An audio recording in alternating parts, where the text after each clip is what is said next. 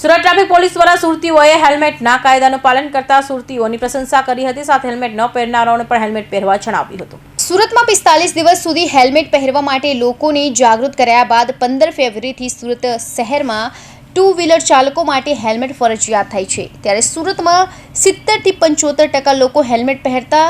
તથા સુરત ટ્રાફિક પોલીસના ડીસીપી અમિતા વનાણીએ વાહન ચાલકોની પ્રશંસા કરી હતી અને બાકી રહેલા લોકો પર હેલ્મેટ પહેરવી વાહન ચલાવે તેમ જણાવ્યું હતું। સાથે હવે હેલ્મેટ ન પહેરનારાઓ સામે નવો એક્શન પ્લાન બનાવ્યા હોવાનું અને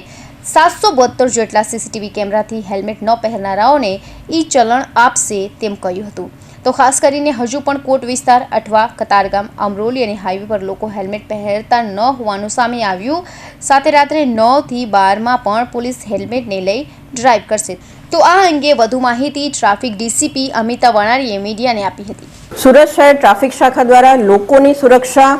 અને અકસ્માતમાં ઘટાડો લાવવો એ અમારો પ્રાથમિક ધ્યેય છે અને માનનીય પોલીસ કમિશનર શ્રીના માર્ગદર્શન હેઠળ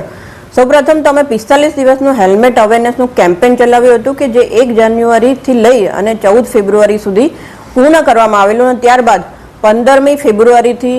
હેલ્મેટના અવેરનેસ કેમ્પેન બાદ અમે લોકો હેલ્મેટ વધુમાં વધુ પહેરે અને ફક્ત ને ફક્ત એમની સુરક્ષા અને ક્યાંક ને ક્યાંક એમની પરિવારની સુરક્ષા પણ જોડાયેલી છે। એટલા માટે અમે દરેક સુરતના શહેરીજનોને એવી અપીલ કરી હતી અને જેમાં ખરેખર મને સુરતીઓને અભિનંદન આપવાનું મન એટલા માટે થાય છે કે 15મી ફેબ્રુઆરી એટલે એક જ દિવસમાં લગભગ 70 થી 75% લોકોએ સ્વયં શિસ્તથી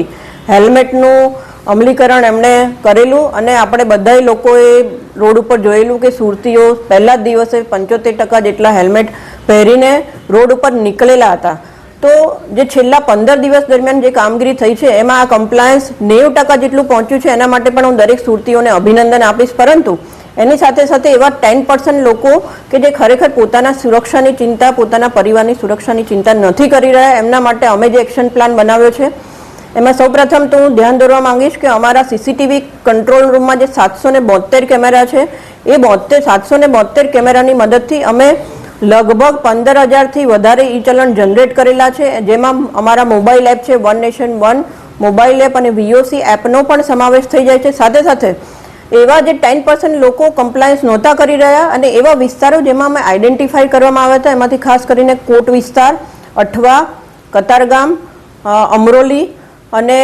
હાઈવેના અમુક એરિયા જ્યાં હતા કે જ્યાં અમને એવું લાગ્યું કે હેલ્મેટનું કમ્પ્લાયન્સ લગભગ 80%થી નીચેનું છે, એવા તમામ વિસ્તારોને આઈડેન્ટિફાઈ કરી આ 15 દિવસ દરમિયાન રાત્રે પણ અમુક પોઈન્ટો આઈડેન્ટિફાઈ કરી અને આ પોઈન્ટ પર અમારા સુરત શહેર ટ્રાફિક શાખાની ટીમ એવું સુરક્ષિત કરી રહી હતી, એવું સુનિશ્ચિત કરી રહી હતી કે લોકો રાત્રે પણ હેલ્મેટ પહેરીને નીકળે। એટલા માટે કે જે સુરત શહેરમાં અકસ્માત થાય છે એમાં જેવું 50% અકસ્માત ફક્ત ને ફક્ત હેલ્મેટ ના પહેરવાને લીધે થતા હતા, એવો જ સમય પણ ખૂબ જ મહત્વનો છે અને રાત્રે એવું કહી શકાય કે 9 વાગ્યાથી લઈને રાતના 12 વાગ્યા સુધીમાં લગભગ 40% જેટલા એક્સિડન્ટ આ સમયગાળામાં સુરત શહેરમાં બની રહ્યા છે। એટલા માટે કે ક્યાંક ને ક્યાંક રોડ ખાલી હોવાના લીધે લોકો ઓવર સ્પીડિંગમાં ચલાવતા હોય છે, હેલ્મેટ વગર બાઇક ચલાવતા હોય છે, ટુ વ્હીલર ચલાવતા હોય છે। તો આ સમયગાળાને અમે ફોકસ કરી એવા વિસ્તારો આઈડેન્ટિફાઈ કર્યા કે જ્યાં ખરેખર હેલ્મેટ પહેરવાનું કમ્પ્લાયન્સ ઓછું હતું અને સાથે સાથે ઓવર સ્પીડિંગના પણ બનાવોના લીધે ક્યાંક ને ક્યાંક અકસ્માતો થતા હતા। તો રાત્રે આવા એરિયાને અમે આઈડેન્ટિફાઈ કરીને એ એરિયા પણ હવે ફોકસ કરવાનું ચાલુ કર્યું છે, જેમાં લગભગ એવું કહી શકાય કે 70% નીચેવાળું કમ્પ્લાયન્સ હતું એ લગભગ હવે રાતની કામગીરીના લીધે અને એવા વિસ્તારો આઈડેન્ટિફાઈ કરવાના કારણે હવે કમ્પ્લાયન્સ છે 80%ની અપ્રોક્સિમેટલી આજુબાજુ થઈ રહ્યું છે અને મને આશા છે કે ટૂંક સમયમાં સુરતીઓ આ કમ્પ્લાયન્સ છે 100% સુધી પહોંચાડશે। પરંતુ સાથે સાથે એવા વાહન ચાલકો કે જે અવારનવાર એટલે કે 5 થી વધારે જેમના નામે ઈ ચલણ જનરેટ કરશે એમનો અમે ચોક્કસપણે આરટીઓમાં લાયસન્સ સસ્પેન્ડ કરવા માટે રિપોર્ટ કરીશું અને આ એનાલિસિસ છેલ્લા 15 દિવસમાં કરવામાં આવી રહ્યું છે કે જેમાં 5 થી વધારે ઈ ચલણ એ કોઈ પણ એક વ્યક્તિના જનરેટ થાય છે। સાથે સાથે ડ્રોનના ઉપયોગની મદદથી પણ અમે ક્લોઝ સુપરવિઝન રાખી રહ્યા છીએ। રોજે રોજ એવા એરિયામાં આવા ડ્રોનની કામગીરી થઈ રહી છે કે જ્યાં હેલ્મેટનું કમ્પ્લાયન્સ ઓછું છે અને સાથે સાથે જે 10% લોકો જે હેલ્મેટ નથી પહેરી રહ્યા એમના માટે ચોક્કસપણે ચેતવણી તો હું આપીશ જ કે ડ્રોનની મદદથી, સીસીટીવી કેમેરાના મદદથી આપના વિરુદ્ધ કાર્યવાહી કરવામાં આવશે, કેમ કે આપના અને આપના પરિવારની સુરક્ષાની અમને ચિંતા છે। જય હિન્દ।